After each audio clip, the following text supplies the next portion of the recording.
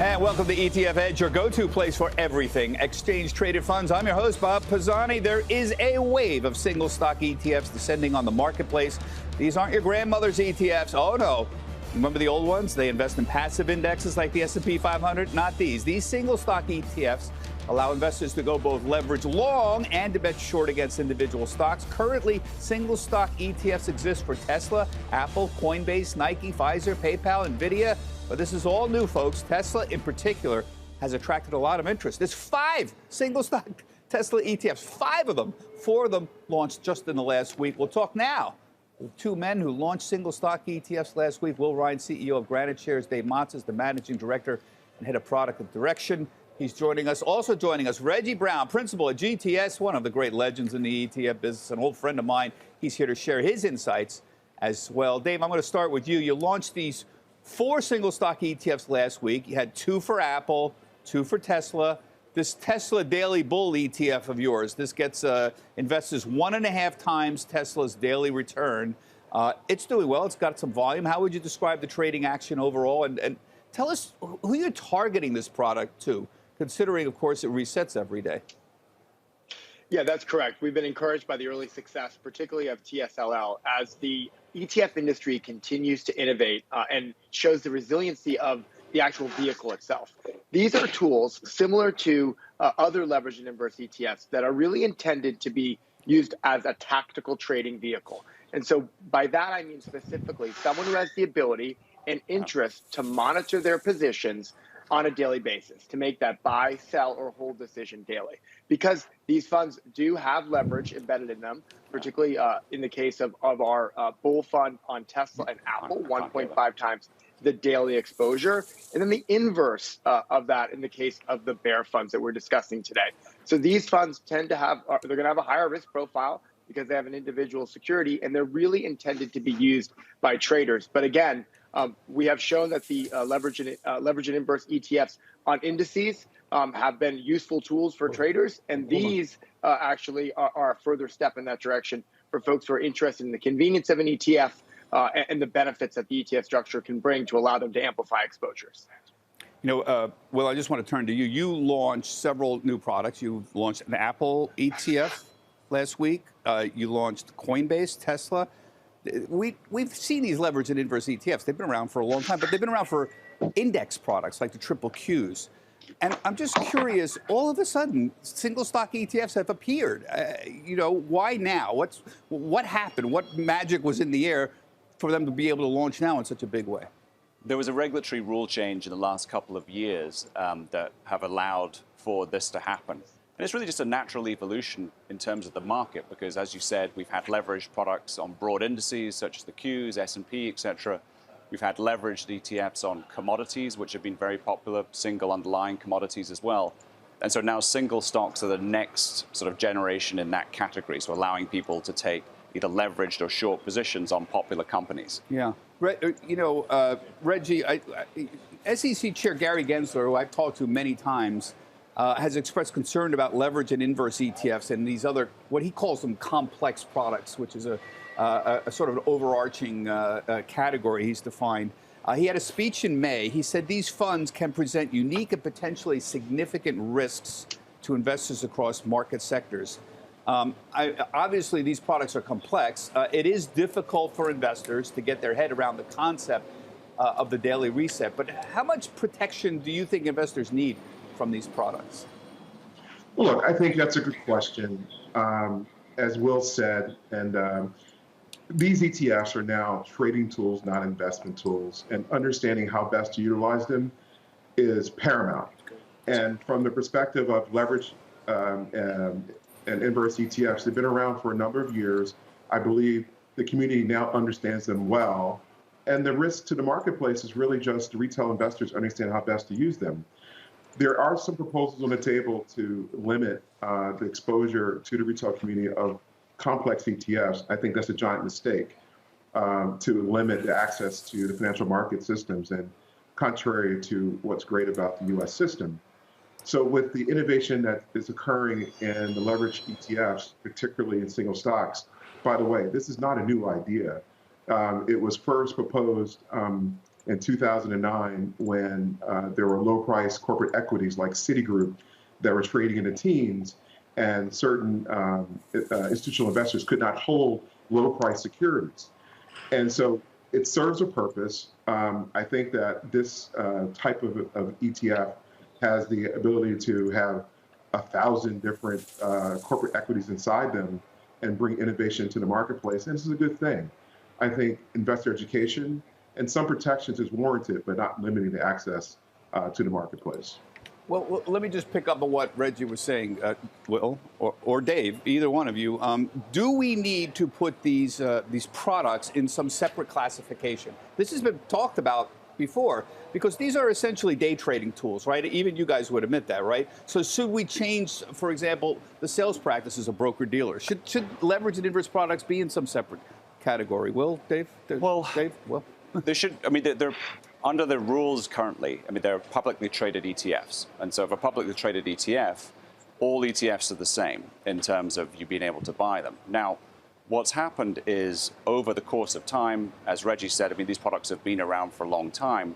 You know, brokers, which are the access point at the end of the day between the investor and the ETF, have implemented their own rules in order to make sure that these are suitable for the customer base. So typically, if you go buy one of these products or try and buy one of these products for your broker, there is a flag, some sort of suitability measure that you have to meet before being able to buy them. And that's perfectly logical. Yeah. Dave, you want to weigh in on this? Yeah, I would agree with that. To Will's point, there is that there's rules that have been put in place by broker dealers to make it clear that these tools are intended to be used as trading vehicles. You need to have generally an aggressive trading profile and things of that nature. But as opposed to limiting access, I believe and we believe that we need to promote education and the utility of how these products can be used. Again, these are not long-term investment vehicles. The ETF wrapper also has many, many products that are extremely low cost that can be used to meet those needs. But also, there may be a need, particularly in heightened times of volatility, for those who are interested and those who understand the inherent risk to express viewpoints and to amplify their exposure on a daily basis and on a short-term basis, who want to make that view. Again, if you're bullish on Tesla over the long run, this is not the product for you. You should buy the single stock or use other tools to do so. But if you're bullish on Tesla on a short-term basis, this product, TSLL, for example, can be beneficial. I want to just get back to why now. And Reggie, feel free to weigh in. But I can't help but notice, I watch ETF flows, I could not help but notice the volumes in leverage and inverse ETFs, particularly around high beta stuff like the triple Qs, went through the roof during COVID. And actually, it's remained fairly high. If you look at the ETF trading list, Reggie, you're the master at this. Every day, amongst the highest volume is those leverage and inverse triple Qs that are out there, even on a dollar volume basis, not just a share volume basis. And I can't help but think that the ETF community is sitting around noticing this, saying, oh, there is a demand for leverage and inverse. And the younger community has grown up around using options. They're a little more sophisticated. And we're in the ETF business. Our business is providing product to people. There seems to be a lot of interest in playing leverage products, judged by what we're doing. So am I crazy? The answer to the question is why now is because this is where people have been going recently. Yeah, and I think it's, again, comes down to, leverage is not a new concept. It's been around for a long time. Sure. But leverage within an ETF makes it accessible in your brokerage account. If you have other forms of leverage, typically that can be clunky to implement, expensive in terms of, the financing rate that you can obtain. And this is definitely something that you have a lot of investors looking for a higher rate of return over a shorter period. And this is what these products seek to provide. Yeah. Reggie, am I directionally right on this? I mean, I'm still trying to answer this question, why now? I mean, there was an explosion of interest in leverage and inverse ETFs around, for example, the triple Qs recently. You've seen that. I mean, isn't it reasonable to assume that the ETF community is responding to that interest? Well, I think there's a couple things here. One, during COVID, work from home, work from any place, we had more engagement by new retail investors into the marketplace. And as they understood more what the products were available for them to express their views, we saw an explosion in trading from a day trading perspective. Right or wrong, the financial market serves a certain part of the community. And I believe that there are some investors that like to have amplified returns, and where they can make 4 or 5 or 10% returns a day in their strategies. So there's a segment of the marketplace that demands these products, that want to use these products, and Will and Dave are just filling a need. As far as the number of products that come to the marketplace in the future, competition and through innovation, the prices will come down as far as expense ratio in these products and a number of products on the marketplace from a number of different asset managers launching products. Why now? One, because the regulatory rule set has flattened the playing field for new entrants to come into the marketplace with some speed and efficiency. The commission has an understanding of how to approve these products. On one hand, they're saying you're approved. On another hand, they're saying, please don't trade. So I think the commission just needs to have more comfort into these products and how best they're fitted into the marketplace and how best to use them from a retail perspective. But institutionally, there's institutions who want to use these products. There's big demand for them. And then you look at the high-priced stocks like Tesla, for example, there's a lot of day trading in these corporate equities, and having it into an ETF that provides leverage is just meeting a need. So that's why now, in my opinion. Yeah. Dave and Will, I'm very curious about the amount of leverage in your products. So, Will, you have your Apple Long ETF, AAPB, is 1.75 times long. You have a Tesla Long ETF, TSL is the symbol, that's 1.25 long. Dave, your Tesla Bull ETF is 1.5 times long. How did you choose these degrees of leverage? I mean, do you negotiate with the SEC on this, or do you pick it out of a hat? I mean, I'm just curious. It's such a strange series of numbers here. I wouldn't necessarily say it's a negotiation, but we start with 2. So the maximum is 2 times now. So you can't launch something that's more than 2 times leverage. And then during the registration process, there are a set of rules, particularly it's around a new derivative rule that has a value at risk measure. And it's derived from the benchmark, a reference benchmark that you choose. And so in our case, we're obviously choosing a different benchmark than what Dave's firm is choosing for Tesla. And therefore, we have a different leverage factor. So, Dave, is that the case as well? I mean, when you say what's at risk here, explain that concept. Because why didn't you just have 2 times? And why not? Why 1 1/4 or 1 3? It just kind of it befuddles me a little bit.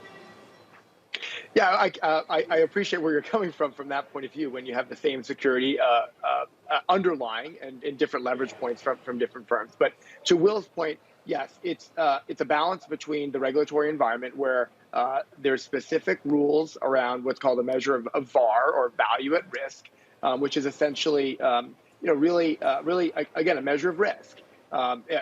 In some ways very complicated, but in other ways straightforward for those who are interested in learning.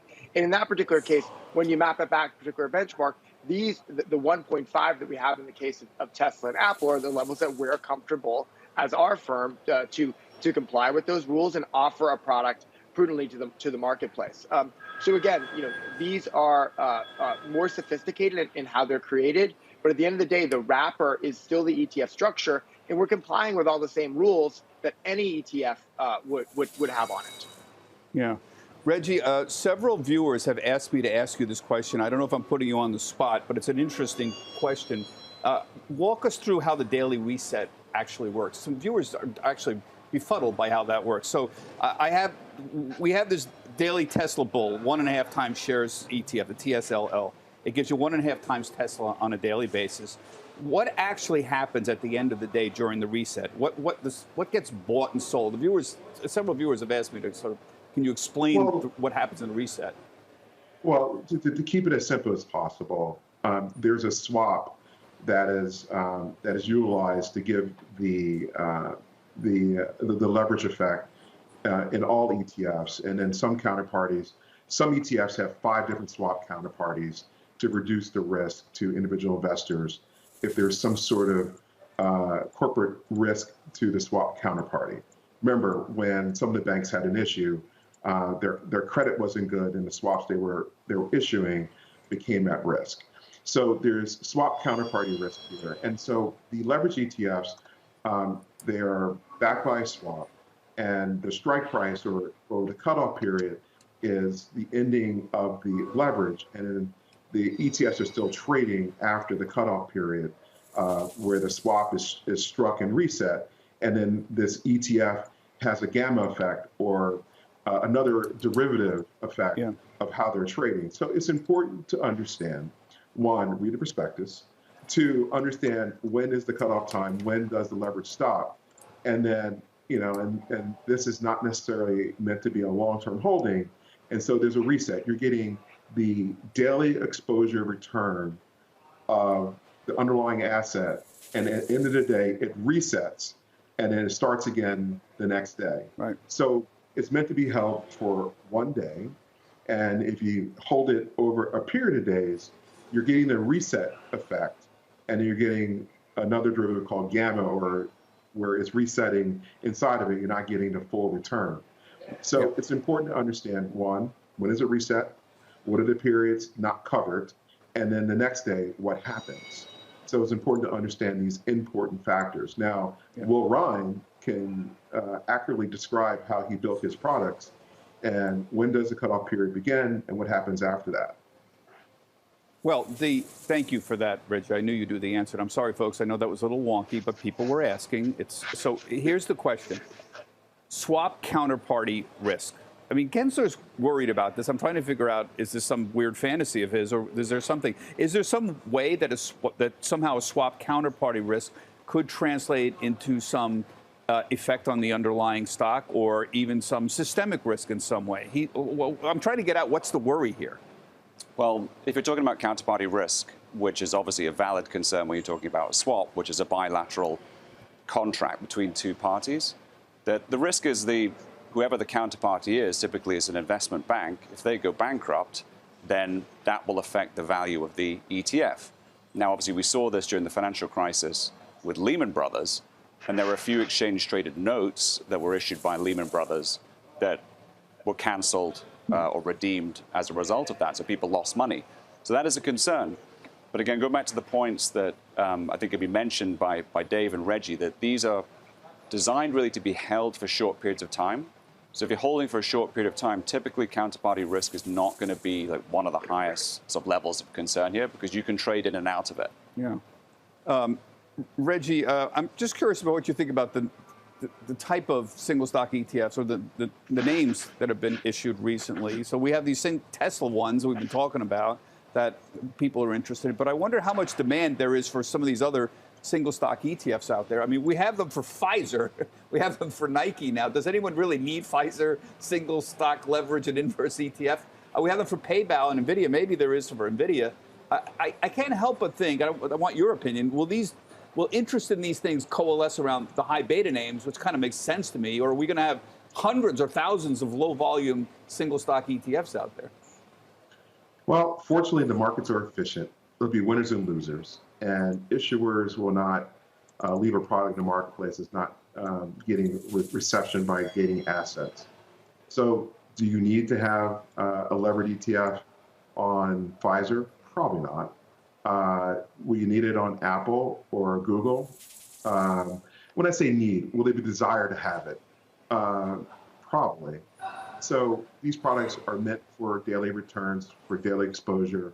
And so generally, stocks that have high conviction, high beta, high volatility is where you'll probably see the most success in a levered or inverse single stock structure in the marketplace.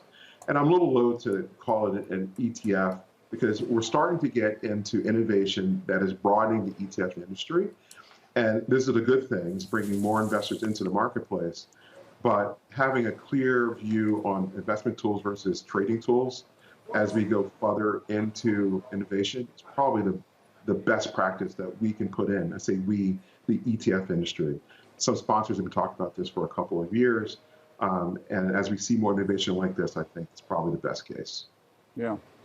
Dave, what's next? Can you give us some insight? What other single stock ETFs are coming? What are you working on here? Everybody thinks there's more of this.